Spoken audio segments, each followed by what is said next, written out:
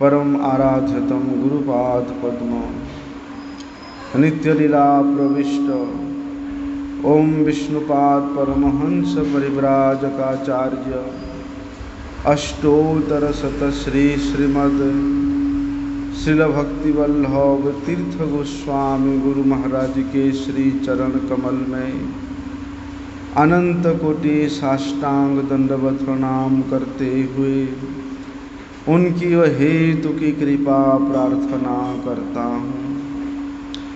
पूजनीय वैष्णव गणों के श्री चरण कमल में साष्टांग दंडवत प्रणाम करते हुए सबके आशीर्वाद की कामना करता हूँ।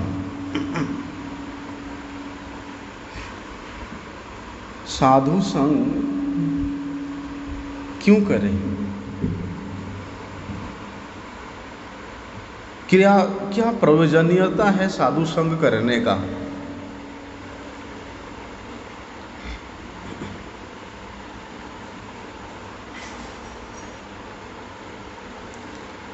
क्या साधु संग के बिना भगवत भक्ति प्राप्त नहीं हो सकता? क्या साधु संग के बिना जीव का कल्याण नहीं हो सकता? समस्त शास्त्र में तो यही बात कहते हैं कि साधु संग सर्वशास्त्रे कहे लब मात्र साधु संग सर्वसिद्धि है। आखिरकार ये साधु संग में है क्या चीज? ये साधु संग हमको क्या प्रदान करता है जिससे समस्त शास्त्रों में साधु संग करो यही निर्देश मिलता है। हमने श्रवण किया है श्री गुरुपाद पद्म के मुख से, प्रायशः श्री गुरु महाराज अपने मंगलाचरण में कहा करते थे, गुरु वैष्णव भगवान तिनेर स्मरण होए विघ्न विनाश अनायासे होए निज वांछित पूरन। गुरुजनों का, वैष्णव जनों का और भगवान का, बल्कि ये तीनों के स्मरण करने मात्र से ही जीव के हृदय में जो अनंत जन्मों के जो अनर्थ एकीभूत हुआ है वो दूर हो जाता है। और भक्ति के पथ पे चलते चलते अगर किसी स्थान पे कोई बाधा आता है, कुछ विघ्न आता है, तो ये तीनों का स्मरण करने मात्र से वे समस्त बाधा विघ्न दूरीभूत हो जाता है। और इस प्रकार वैष्णव जनों के स्मरण के अनुगत्य में रहते हुए जो भक्ति के पथ पर अग्रसर हो रहा है, बल्कि वे अनायास बिना कुछ कठिन परिश्रम किए वे अपने वांछित वस्तु को प्राप्त कर लेता है। इसलिए कहते हैं, क्योंकि ग्रंथ के आरंभ में जिस प्रकार से मंगलाचरण होता है, बल्कि उसी प्रकार हमारे जीवन के आरंभ में भी मंगलाचरण होना चाहिए। क्योंकि दिन के बाद दूसरे दिन आता है, मास के बाद फिर एक मास आता है, वर्ष के बाद फिर एक वर्ष आता है।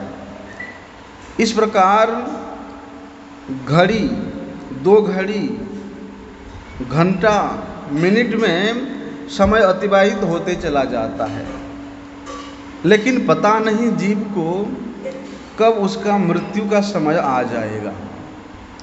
इसलिए विचार करें तो जीव का प्रत्येक क्षण जन्म हो रहा है और प्रत्येक क्षण मृत्यु हो रहा है। अर्थात जन्म लेने मात्र से ही जीव मृत्यु की ओर अग्रसर होता है। वो पथ कितना लंबा है वो खुद नहीं जानता। कोई थोड़ा चल करके वहीं पर स्टॉप हो जाता है, तो कोई 100 साल तक जाता है। इसलिए कोई गारंटी नहीं है। तो इसी जीवन के समय के अवधि के मध्य में अगर आप गुरु वैष्णव भगवान का स्मरण नहीं किया, उनका भजन नहीं किया, उनका सेवन नहीं किया, तो आपका जन्म लेना व्यर्थ है। इसलिए बोलते हैं प्रत्येक क्षण गुरु वैष्णव भगवान को स्मरण करना चाहिए।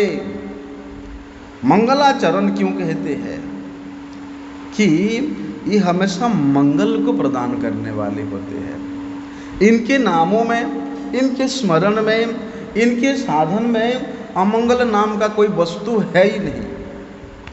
आप चाहे पवित्र अवस्था में हो, अपवित्र अवस्था में हो, सुख में हो, दुख में हो, भाव में, अभाव में, किसी भी अवस्था में क्यों ना हो, अगर गुरु वैष्णव भगवान का स्मरण करते हो तो वहाँ पर आपका मंगल ही मंगल है। अमंगल का कोई प्रश्न ही नहीं उठता। इसलिए वहाँ कहते हैं कि कृष्णानुगत्य, कृष्ण के भजन करने वाले, जिन्होंने श्री कृष्ण के चरणों में अपना सब कुछ समर्पित कर दिया है, ऐसे जो कार्षणी गण है, बल्कि उनके अनुगत्य में ही श्री कृष्ण का भजन करने का शिक्षा प्राप्त होता है। इसलिए कहते हैं कृष्णानुगत्य में ही समस्त प्रकार के मंगल के निलय स्वरूप भगवान श्री कृष्ण के चरण कमल का सेवा प्राप्ति होने का परिपूर्ण संभावना रहता है। और ये कार्ष्ण अर्थात ये कार्षणी गण ही वैष्णव गण है।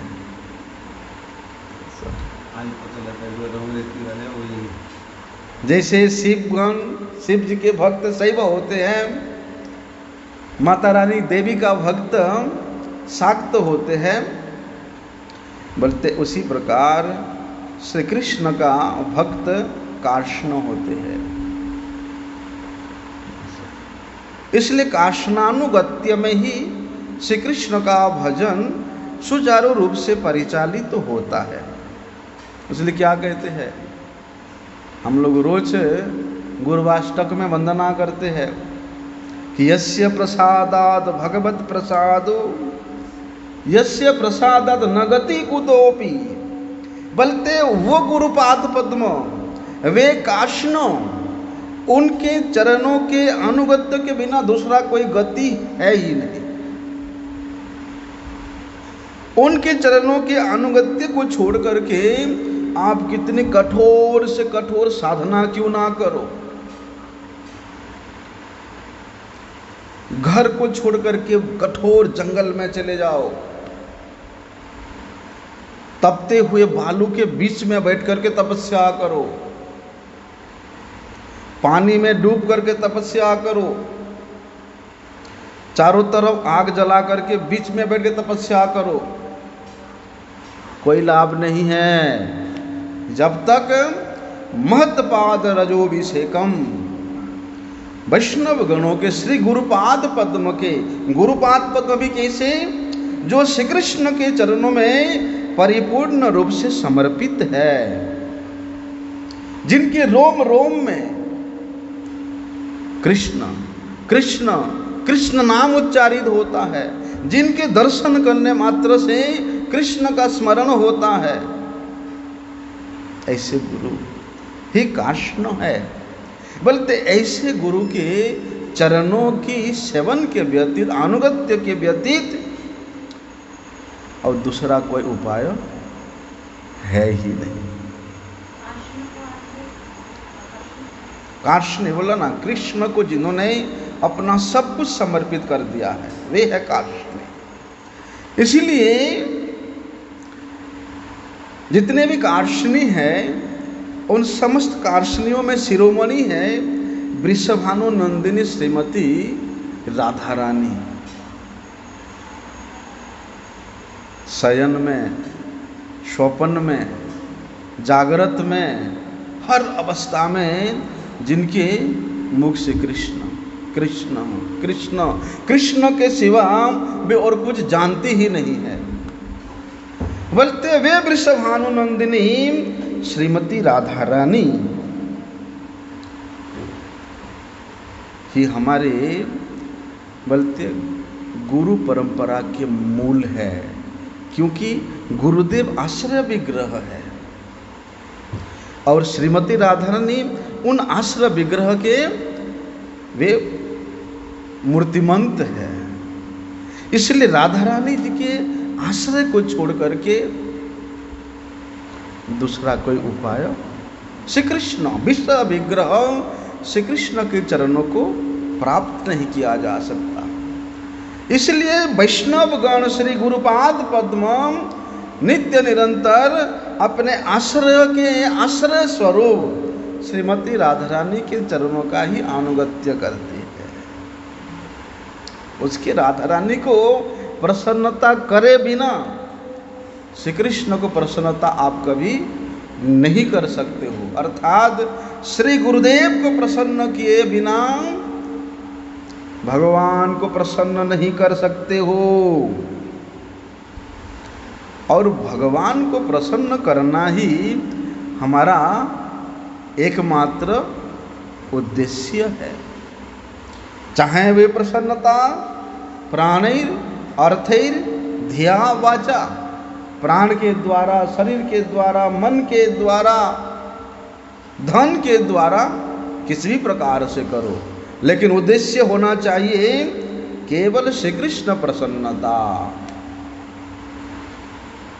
हमारा किसी भी प्रकार के आचरण हो, श्री कृष्ण को किसी भी प्रकार से लेस मात्र भी उनको व्यथा नहीं होना चाहिए। इसलिए क्या करना है? गुरुपाद पद्मों की प्रसन्नता ही, वैष्णव गणों की प्रसन्नता ही और उनके अभिन्न प्रकाश विग्रह बोलते काष्णी गणों के प्रसन्नता ही, उनके अहितों की कृपा प्राप्त करना ही भगवान के प्रसाद, भगवान की कृपा प्राप्त करने का एकमात्र उपाय है। और यही महाजन गणों की उक्ति है। इसलिए महाजन गणों ने, जिन्होंने उस कृष्ण प्रेम धन को अपने हृदय में धारण किया है, प्राप्त किया है, बोलते उन महाजन गणों के द्वारा प्रदर्शित जो पथ है, जो मार्ग है, उसका अवलंबन को छोड़ करके आप स्वयं के द्वारा प्रकटित कोई पथ के परिचालित होकर कभी भी मंगल के रास्ते पे आप नहीं चल सकते हो।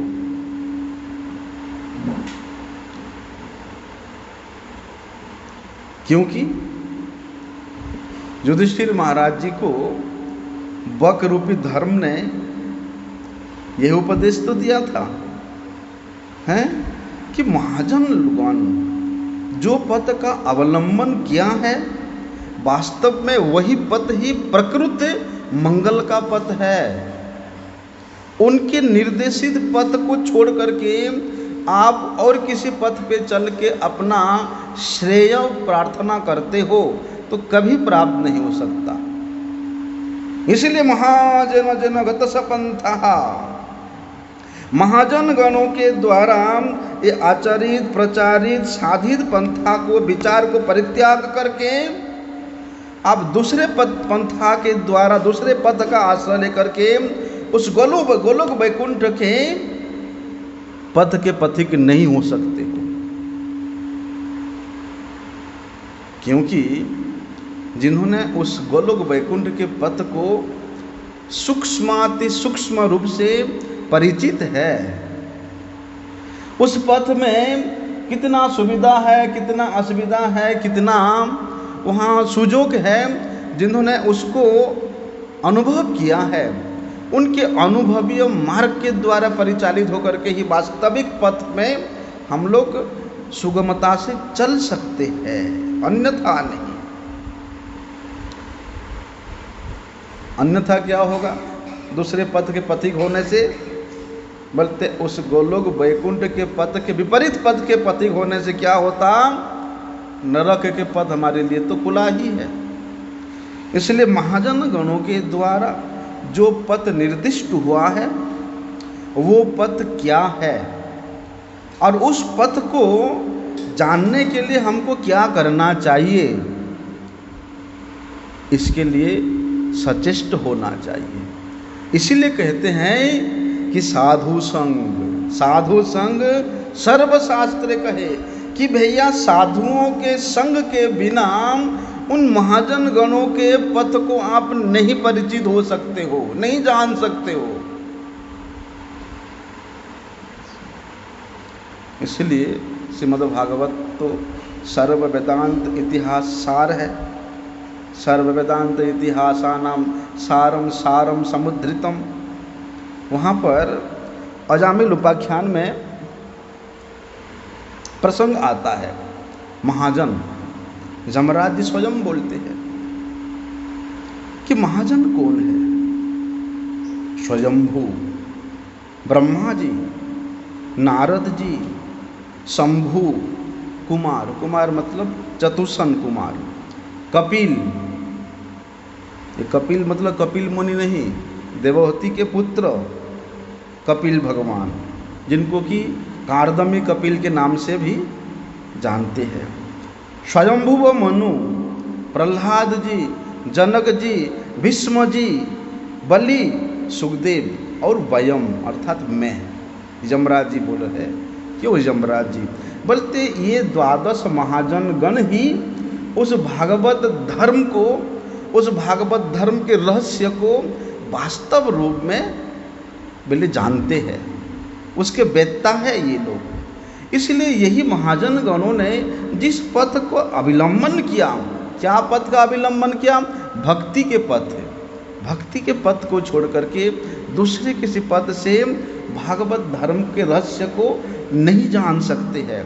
और उन्होंने इस भक्ति के धर्म के जो उत्कर्षता है उसको प्रतिपादित किया। किस प्रकार से, देखो कि भगवान ब्रह्म का जेन त्रिअन्वीक्ष्य मनीषया तत् अव्यधसात् कुटस्थो रतिर आत्मन जतो भवेत्। वहां पर बताते हैं मुनिगण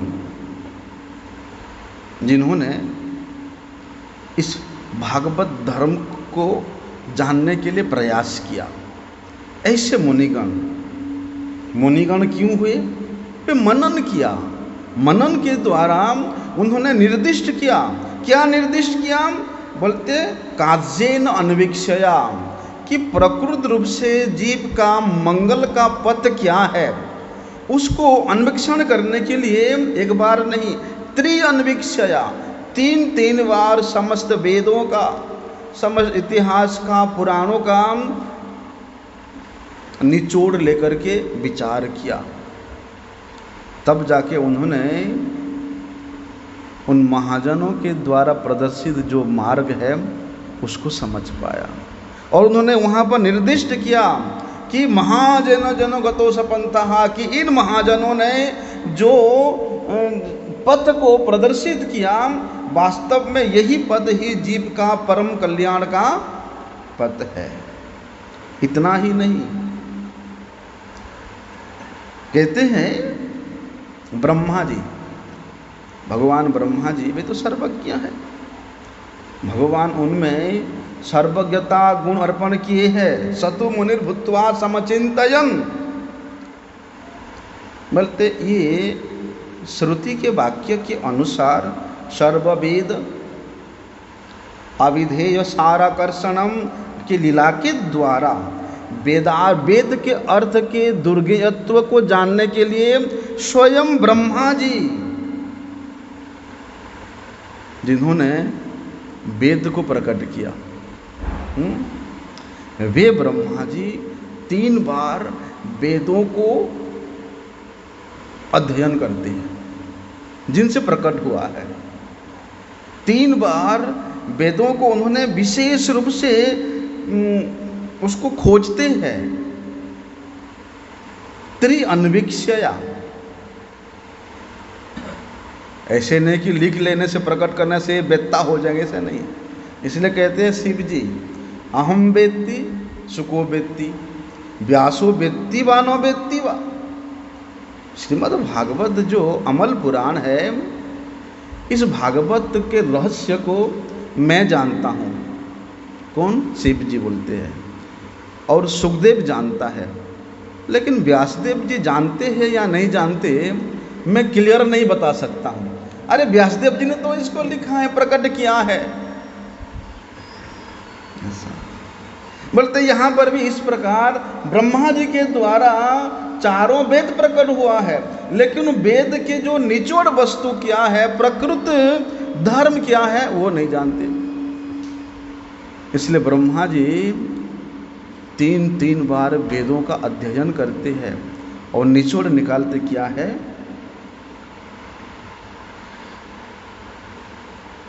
कि परमात्मा भगवान श्री हरि में रति होना ही जीव का परम कल्याण साधन है, और वे भगवान के चरणों में रति होने का केवल एक ही साधन है, वो है भक्ति योग। केवल मात्र भक्ति योग के द्वारा भगवान श्री हरि के चरणों में हमारा रति हो सकता है, हमारा मति हो सकता है। उन्होंने वेदों का, वेद के अर्थों का गवेषणा करके यही निश्चय किया कि न ह्यतो अन्य शिव पंथाः विशतो संश्रुताभिः वासुदेवे भगवती भक्ति योगो जतो भवेत्। ब्रह्मा जी क्या निचोड़ निकाला कि भगवत भक्ति को छोड़ करके, जिस भगवत भक्ति से भगवान वासुदेव के चरणों में जीव का मति होता है, उस भगवत भक्ति योग को छोड़ करके दूसरा कोई और मंगल का पथ नहीं है।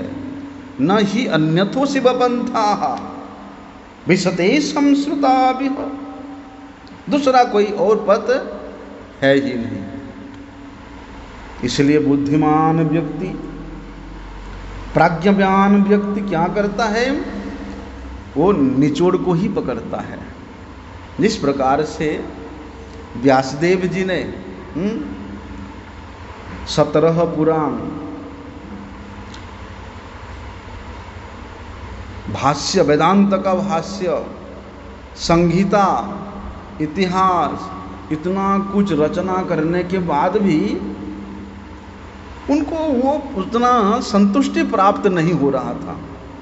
लेकिन उनके गुरुदेव श्री नारद गोस्वामी जी के निर्देश के अनुसार उन्होंने उन सब से क्या किया, निचोड़ जो वस्तु है उसको संग्रहित करके श्रीमद् भागवत के रूप में उन्होंने व्याख्यान किया। इसलिए श्रीमद् भागवत जो है ये ब्रह्मसूत्र का भाष्य है, और ऐसा भाष्य जिसको कि श्रीमन महाप्रभु जी ने श्रीमद् भागवत को ही अपना श्रेष्ठ प्रमाण के रूप में ग्रहण किया है। संसार में मुक्ति प्राप्त करने के लिए जो लोग इस संसार में प्रवेश किए हैं, उनके लिए चाहे सद्यत मुक्ति हो, चाहे क्रमोमुक्ति हो, अनेक प्रकार के मुक्ति का उपाय बताया है। ज्ञान के द्वारा, ज्ञान का पथ है मुक्ति प्राप्त करने का। ज्ञान योग का पथ श्रीमद् भगवद गीता में बहुत विस्तार रूप से वर्णन है, लेकिन भगवान के संतोष उस ज्ञान योग के द्वारा इतना नहीं होता जितना कि भक्ति योग के द्वारा होता है। उस ज्ञान योग के द्वारा भगवत पाद पद्म में प्रेम का उदय नहीं होता। प्रेम का उदय तो केवल भक्ति योग में ही होता है। इसलिए यही भक्ति योग जितना सुखकर है उतना समीचीन भी है। यह जितना निर्विघ्न पथ है उतना सहज साध्य भी है भक्ति योग। और श्रीमन महाप्रभु जी श्री चैतन्य देव इस कली युग में स्वयं प्रकट होकर के इस भक्ति योग के साधन को और इतना सहज और सरल बना दिया कि कली युग के जीव अनायास यही साधन करके, क्या साधन करके कि नाम संकीर्तन होते हुए सर्वसिद्धि, कि नाम संकीर्तन रूप भक्ति योग के द्वारा श्री कृष्ण चरणों में उस प्रेम की प्राप्ति जीव कर सकता है। इसलिए कर्म योग की अपेक्षा हो, ज्ञान योग की अपेक्षा हो, भक्ति योग श्रेष्ठता है, इसमें किसी प्रकार का कोई संदेह नहीं है। क्योंकि केवल भक्ति योग के द्वारा ही भगवत पाद पद्मों में प्रेम उत्पन्न हो सकता है। और भक्ति योग की महिमा श्रीमद् भगवद गीता में भगवान कई जगह में वर्णन किया कि तपस्वीभ्यो अधिको योगी है, योगी नाम अपि सर्वेशम, बोलते ऐसे बहुत से श्लोकों में भगवान श्री कृष्ण स्वयं भक्ति योग के श्रेष्ठत्व को उन्होंने वहाँ प्रतिष्ठापित किया है, ज्ञापन किया है। इसलिए भगवत गीता के जो सर्वगुह्यतम उपदेश है, क्या है वो? मनमना भव मत भक्तो मज्जाजी माम नमस्कुरु।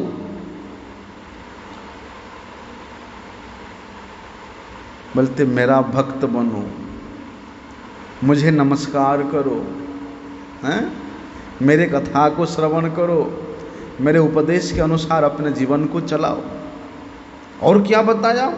सर्वधर्मान परित्यज्य, कर्म योग का वर्णन किया, ज्ञान योग का वर्णन किया, संन्यास योग का वर्णन किया है। भगवान कहते हैं कि ठीक है, मैंने अवस्था के अनुसार सब वर्णन किया, लेकिन निचोड़ में तुमको बता रहा हूँ, सुनो, कि उन सब को त्याग करके केवल मात्र मेरे भक्त बनो, मेरे चरणों में शरणगत हो जाओ, फिर मैं तुमको वो पहले के धर्म को छोड़ने में अगर कोई पाप लगता भी है तो मैं उससे तुमको मुक्त कर दूंगा। माता पिता अपने पुत्र को जन्म देते हैं, किस लिए? कि उस पुत्र माता पिता को पूत नामक नरक से उद्धार करने के लिए, माता पिता का सेवा करने के लिए। लेकिन अगर पुत्र माता पिता का सेवा नहीं करता है तो वो पितृद्रोही मातृद्रोही हो जाता है। और बोलते हैं पितृ मातृ दोहिर भाई कभू न है स्थिति। जो पितृद्रोही है, मातृद्रोही है, उस प्रकार के पुत्र का किसी स्थान में, ना इस लोक में ना परलोक में, किसी जगह में भी स्थान नहीं है। लेकिन जो व्यक्ति उस माता पिता के सेवा को छोड़ करके भगवान के सेवा में लग जाता है निष्कपट रूप से, कि नहीं मुझे संसार में रहने से माता पिता का सेवा करना पड़ेगा, इसलिए मैं यहाँ से भाग जाऊँ, इस प्रकार के मनोभाव लेके करोगे तो फिर भी द्रोही होना पड़ेगा।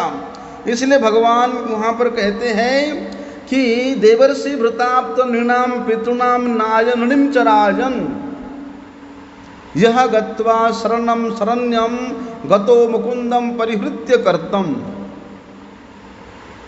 जो ऋणी होता ना, ऋणी जीव का देखना कभी शांति नहीं मिलता। जिसने दूसरे के से उधार लिया है या जो किराए के मकान में है, किराए के दुकान में बिजनेस चलाता है, ऋण लिया है, उस प्रकार के व्यक्ति कभी सुखी नहीं होता। हमेशा उसके दिमाग में रहता है कि किसी प्रकार से मैं उस ऋण से मुक्त हो जाऊं। बोलते इसी प्रकार मनुष्य जीव जन्म होते ही 6 प्रकार के ऋण में ऋणी होता है, देवताओं के ऋण में ऋणी होता है, अन्य अन्य जीवों के ऋण में ऋणी होता है, माता पिता का ऋण में ऋणी होता है, देश के राजा के ऋण में ऋणी होता है, ऋषि मुनियों के ऋण से ऋणी होता है। लेकिन कहते हैं कोई बात नहीं, बोलते जिस व्यक्ति ने सबके परम शरण्य शरणदाता भगवान मुकुंद के चरणों में जो शरणागत हो जाता है, फिर उसको इस सब ऋणों को मुक्त करने की आवश्यकता नहीं होता है। अपने आप ये समस्त ऋण मुक्त हो जाता है। क्या हुआ?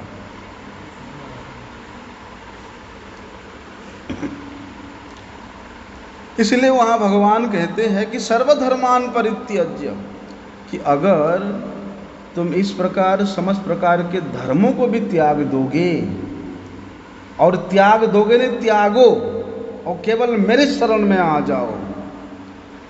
बोलते यही समस्त वेद का, समस्त पुराण का, समस्त इतिहास का सर्वार्थ सार स्वरूप है। क्या सार है? कि केवल मात्र भगवान के प्रसन्नता के लिए भगवान के चरणों में समर्पित हो जाओ। ऐसा नहीं, अरे हमने सुना है कि भगवान के चरणों में, उनके चरणों की छाया में आने से कोई भय नहीं रहता। ठीक है, भगवान के चरणों की महिमा वर्णन है, अशोक अभय अमृत आधार तुम्हार चरण द्वयम वर्णन किए हैं हमारे गोस्वामी गणों ने। लेकिन इस प्रकार के भाव से नहीं, भय से, इसी भाव से कि अगर मैं भगवान के चरण में समर्पित हो जाऊं तो इसी से भगवान का प्रसन्नता है। मतलब शरणागत का मतलब क्या होता है? कि उनके निर्देश के अनुसार उनके सुख के लिए जीना। एक एक सांस भी लेना है तो उनके सुख के लिए, उनके प्रसन्नता के लिए, यही शरणागत है। नहीं जी हमने गुरुचरण आश्रय किया है, हैं? गुरुचरण आश्रय का मतलब क्या है? कि जिन्होंने केवल गुरु जी के प्रसन्नता के लिए ही अपना कार्य करते हैं, सेवा करते हैं, विचार करते हैं, केवल गुरु प्रसन्नता के लिए। स्वयं के सुख करने के लिए अगर हम वहाँ शरणागत होने जाएंगे तो उसको वास्तविक शरणागत नहीं कहा जाता है। इसलिए धर्म के विषय में संसार में अनेक प्रकार के मतवाद है, और जितना कली बढ़ता जाएगा उतना ही अलग अलग धर्म का मतवाद प्रकट होता जाता है। श्री स्वामी महाराज जी अपने एक प्रवचन में कहते हैं ह्यूस्टन में कि तुम्हारे देश में जैसे रोज एक एक नया नया मॉडल का कार निकलता है, हमारे देश में ऐसे रोज एक नया नया धर्म का धर्मगुरु पैदा होते हैं।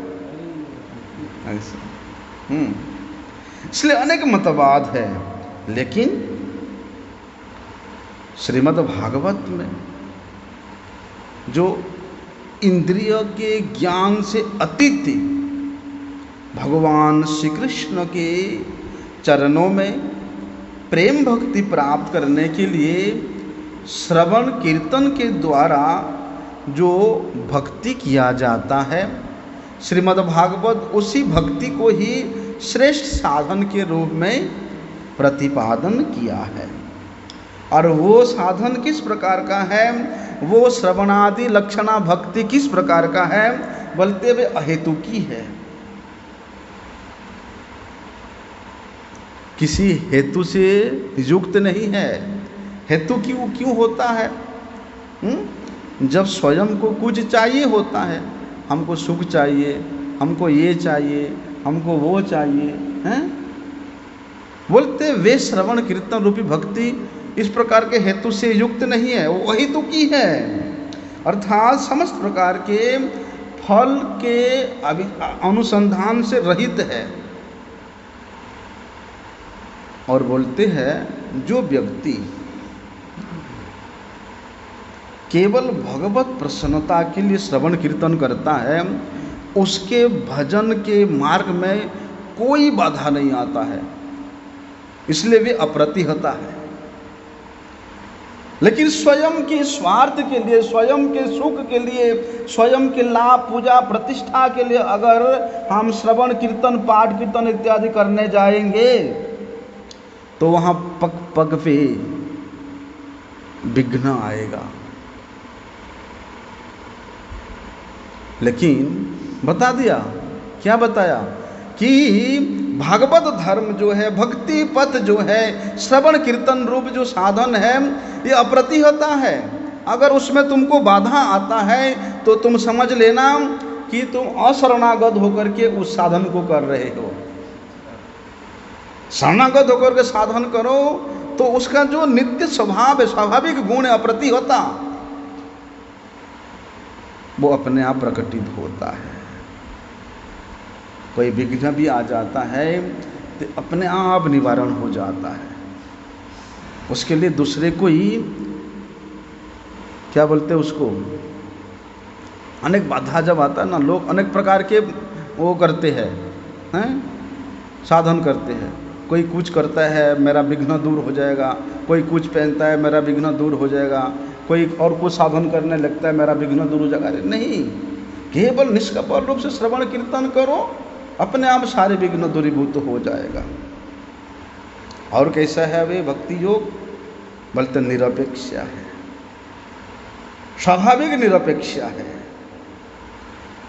इसलिए ये भक्ति योग है, ये श्रवण कीर्तन रूप जो भक्ति योग है, ये मानव जीवन का, मानव मनुष्य का श्रेष्ठ धर्म है।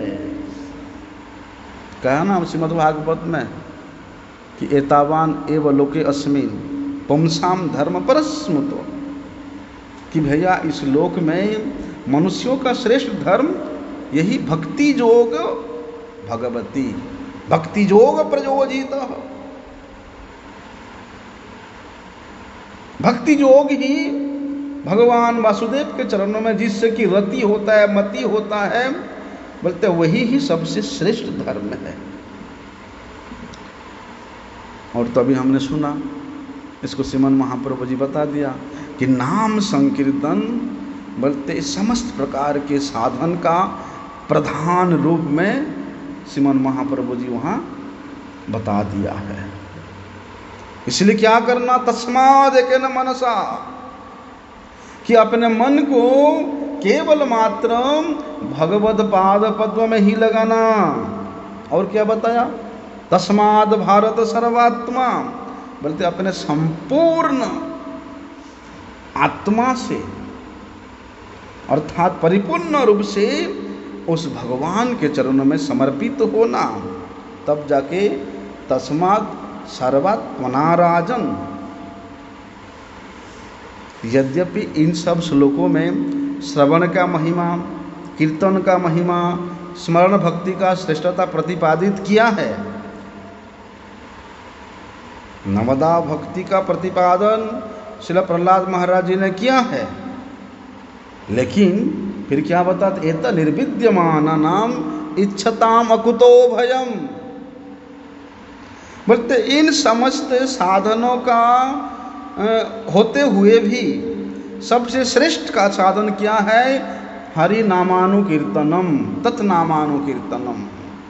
सबसे श्रेष्ठ साधन के रूप में भगवान के नाम कीर्तन ही वहाँ पर स्पष्ट होता है। और ये कहाँ से पता चलेगा हमको, बोलते हैं जिन साधुओं ने,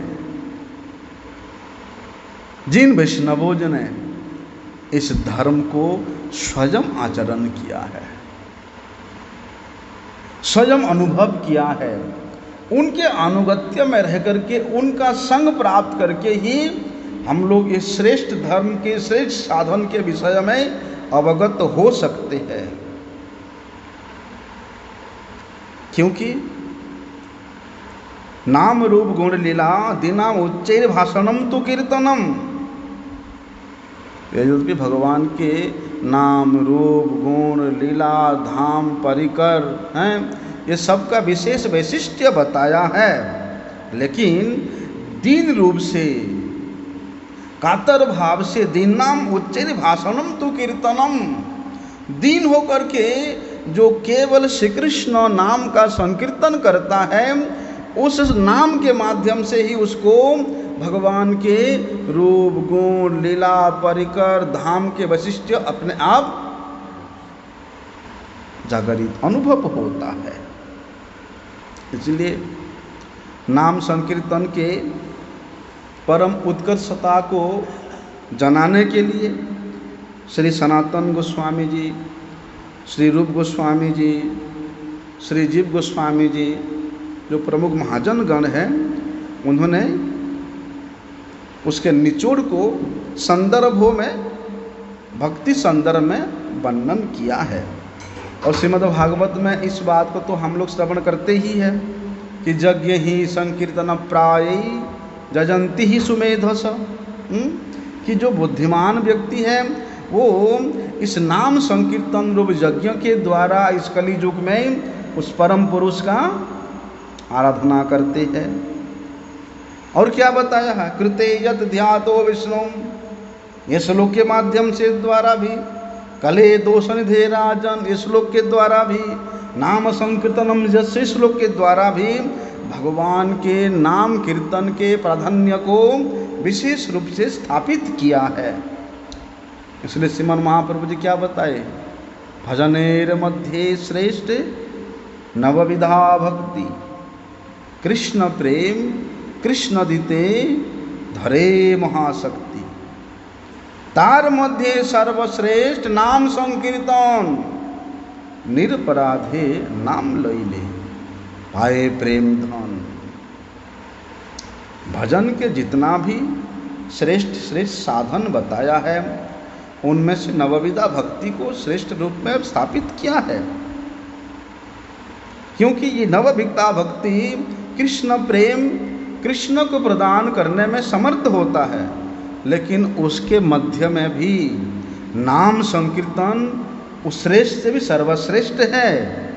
और अगर कोई अपराध से मुक्त होकर के निरपराध होकर के नाम संकीर्तन करता है, तो वो अचिरे प्रेम धन को प्राप्त कर लेता है। इसलिए श्रीमद् भगवद गीता में 12 अध्याय में स्मरण करने का, मनन करने का, अभ्यास के द्वारा अंतःकरण को शुद्ध करने का अनेक प्रकार के साधन बताया है। लेकिन नाम संकीर्तन के द्वारा जिस प्रकार हमारा हृदय शुद्ध होता है, अन्य किसी साधन के द्वारा इतना परिशुद्ध नहीं होता है।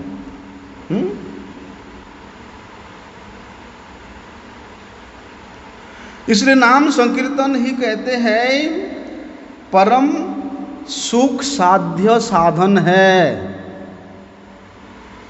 जितना सुख साध्य है उतना सहज है, जितना सहज है उतना सरल भी है। इसलिए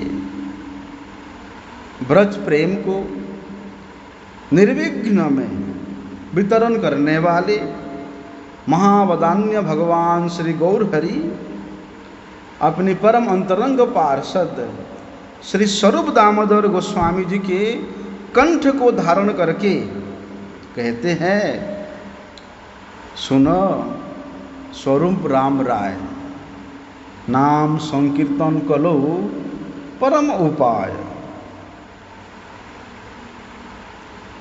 कि कलि युग में नाम संकीर्तन ही सबसे श्रेष्ठ उपाय है उस नामी को प्राप्त करने के लिए, उस नामी के नाम रस का आस्वादन करने के लिए नाम संकीर्तन ही श्रेष्ठ साधन है।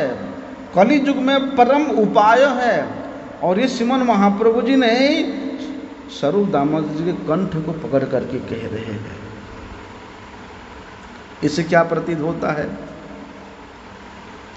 कि कलि युग में श्रीमन महाप्रभु जी ने नाम में एक विशेष और विशेष शक्ति स्थापित किए हैं।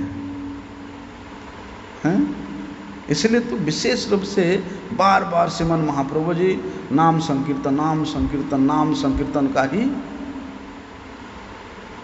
इसलिए उनको संकीर्तन पिता के नाम से त्रिजगत जानता है। क्योंकि भैया नाम संकीर्तन के द्वारा ही, नाम के द्वारा ही राग उत्पन्न होना संभव है। क्यों संभव है? क्योंकि उस नाम में भगवान ने स्वयं के समस्त प्रकार के शक्ति को अर्पण किया है। नानमामकारी बहुधा निज सर्वशक्ति, अपने सर्वशक्ति भगवान अपने नाम में समर्पित किए हैं। इसलिए नाम संकीर्तन के द्वारा राग भक्ति लाभ होता है। राग भक्ति लाभ करने का सर्वश्रेष्ठ साधन नाम संकीर्तन है। ठीक है, विधि मार्ग में ब्रजभाव प्राप्त नहीं किया जा सकता है। विधि मार्गे ब्रजभाव पाइते नहीं शक्ति। इसलिए श्रीमन महाप्रभु जी के विधान के अनुसार विधि मार्ग में प्रवृत्त होकर के कोई बात नहीं, क्योंकि विधि मार्ग रत जेन स्वाधीनता रत्नदान, विधि मार्ग रत जने, कि विधि मार्ग को पालन करते करते ही जीव राग मार्ग में प्रवृत्त होता है। जब तक आप विधि विधान को पालन नहीं करोगे तब तक आप भ्रष्ट हो जाओगे, और भ्रष्ट अवस्था में आप राग मार्ग का कभी कल्पना भी नहीं कर सकते हो। इसलिए सनातन गोस्वामी जी ने हरिभक्ति विलास में इतना विधि बताया है। क्यों बताया है? उनको इतना परिश्रम करके इतना मोटा मोटा ग्रंथ रचना करने का, और उसमें बोलते तमाम पुराणों का निचोड़ को निकाल निकाल करके उन्होंने उसमें लिखा है। क्यों इतना परिश्रम किया? हम लोगों के कल्याण के लिए, कि भैया ये सब विधि को मानना पड़ेगा, तब जाके विधि मार्ग में विधि का पालन करते करते राग मार्ग में प्रवेश करने का अधिकार प्राप्त हो सकता है। तब जाके भक्ति रसामृत सिंधु का आलोचना करने का अधिकार मिलता है।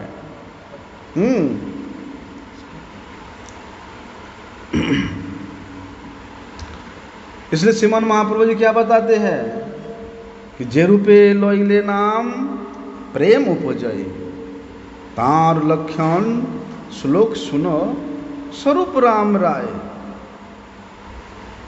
कि नाम कलो परम उपाय तो बता दिया, लेकिन नाम किस प्रकार से लेना है उसका भी श्रीमन महाप्रभु जी ने उपाय बताया। क्या? कि जब तक तीणादपि सुनिच नहीं होगे तब तक वास्तविक नाम भजन में तुम प्रवृत्त नहीं हो सकते हो। जब तक तीणादपि सुनिच नहीं होगे तब तक ह्लादिनी का जो कृपा दृष्टि है वो तुम्हारे ऊपर वर्षित नहीं होगा। और जब तक ह्लादिनी सार स्वरूपा श्रीमती राधारानी की कृपा दृष्टि वर्षण नहीं होगा तब तक तुम कृष्ण भक्ति रस भाविता मति खरीदने के लिए तुम्हारे पास मूल्य नहीं होगा, लोभ नहीं होगा।